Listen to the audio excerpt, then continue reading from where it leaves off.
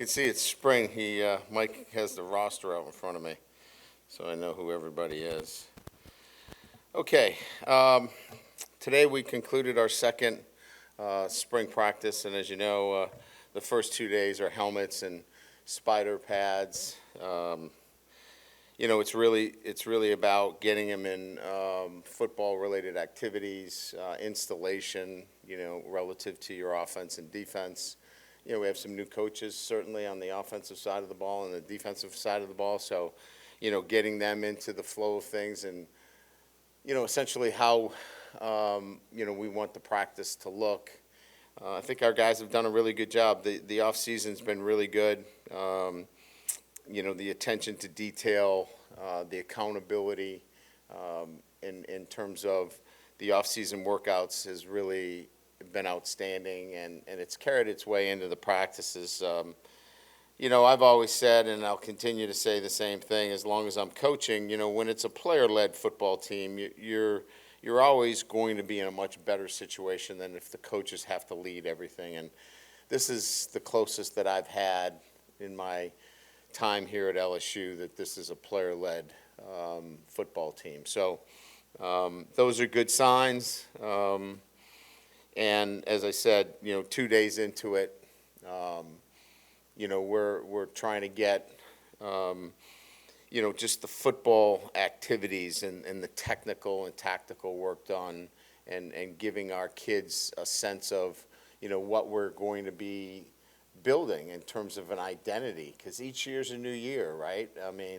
So building an identity on offense and defense and rolling in, as I mentioned, that factor of a player-led team, but now doing it within a football organization. So with that, we'll open it up to questions.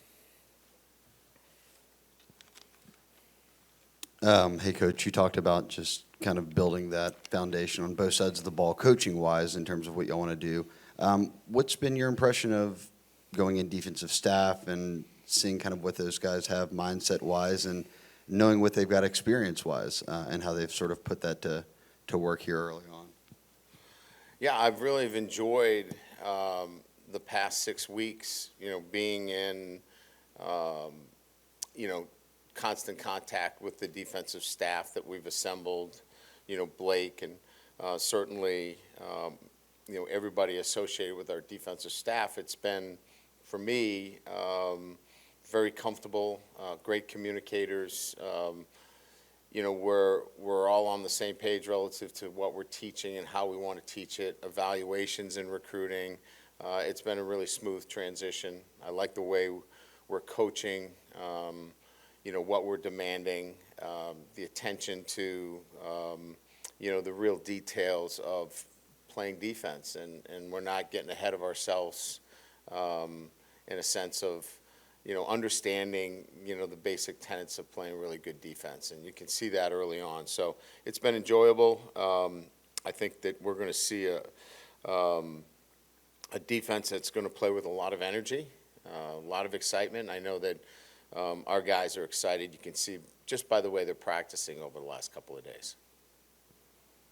You talked about finding that identity on offense with the new quarterback. Does the style of play change that drastically? And how much of this spring is kind of learning what these guys can do so that you could then build the offense around what they can do? Yeah, I think that, each year you're always going to build it around, players, not plays. So each year is going to have a little bit of a change. This is still going to be, about finding the best playmakers and getting them the ball like it was last year. And, Jaden is a different, Garrett is a different quarterback than Jaden. So, we'll look to do things that highlight him. So the nuances within the offense, in terms of attacking, pushing the ball down the field, having balance between the run and the pass, that's not going to change. But the players involved, we have to be able to highlight what they're good at and what their strengths are, and that's where you'll see some changes. Ryan, just as you were going through this offseason and looking for a new offensive coordinator, what made you, end up choosing Joe Sloan to be the play caller? Well, I think, he's been on a job interview for a couple of years. I've gotten a chance to work with him. I've been in the quarterback meeting room. That's where I sit when I get a chance to be involved. I get pulled out quite a bit. This pesky day job keeps me doing other things other than, you'd love to be able to coach a position, but you just can't with the other responsibilities that you have. So answering the question, I've been around him, and I know what that position requires to be the offensive coordinator. And so I just felt like he had the leadership capabilities, the intellect, the understanding of what I was looking for in terms of our offensive identity and philosophy, and felt like it was his time.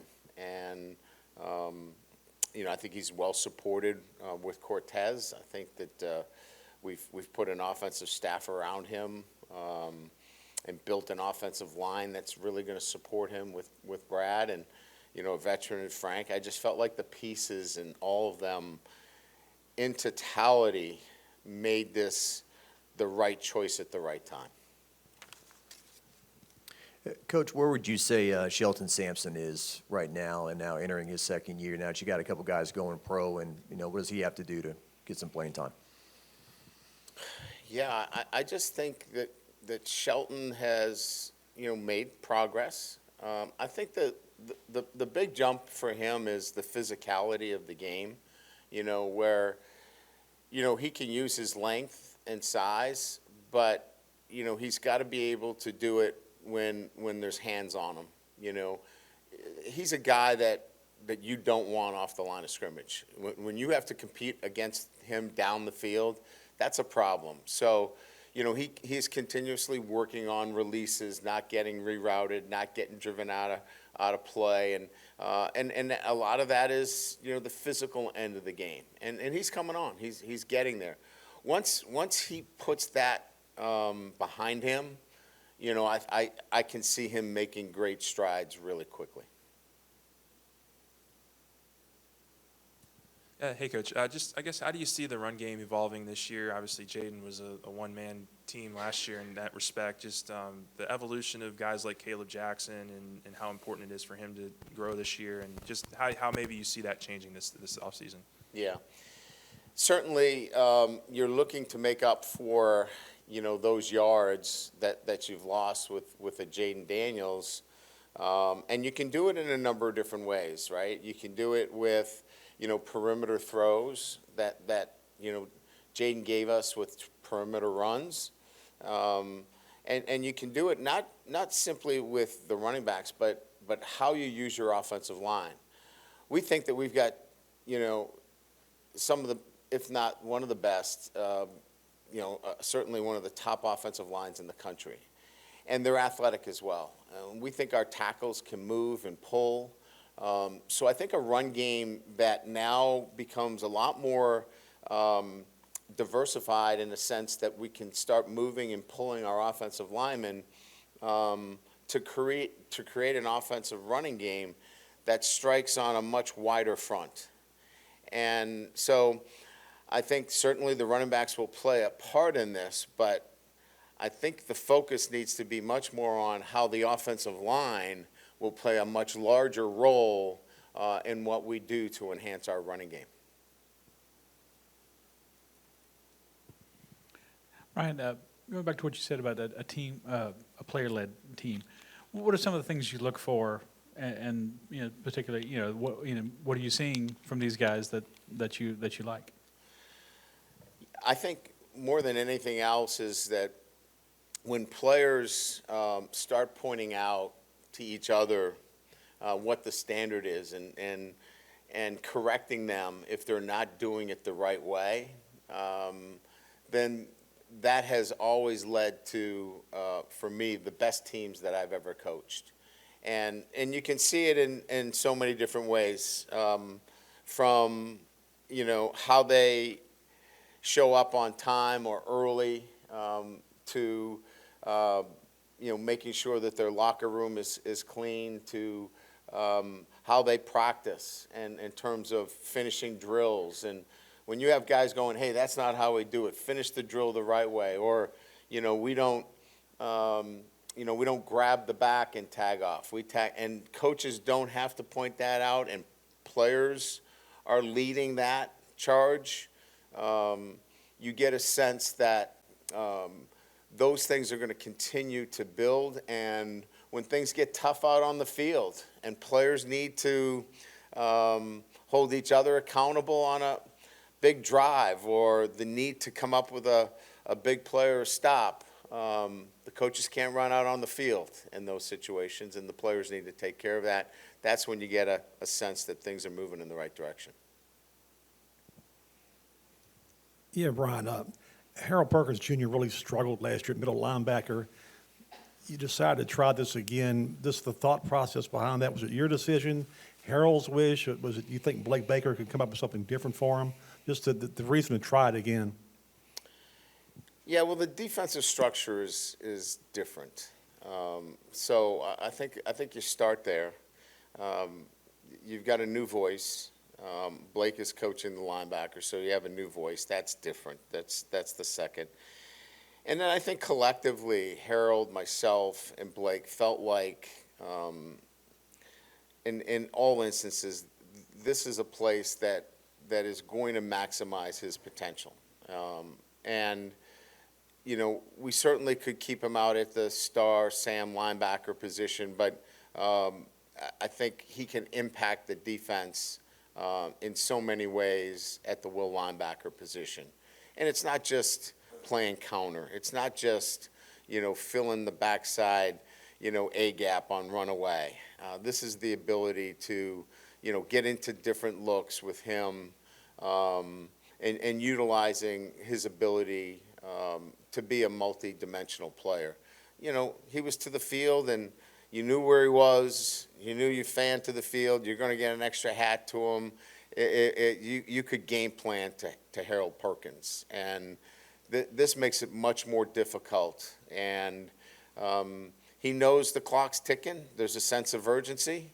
And so I think you see a committed player, a new voice in Blake. And I believe it's his best opportunity to make that next step.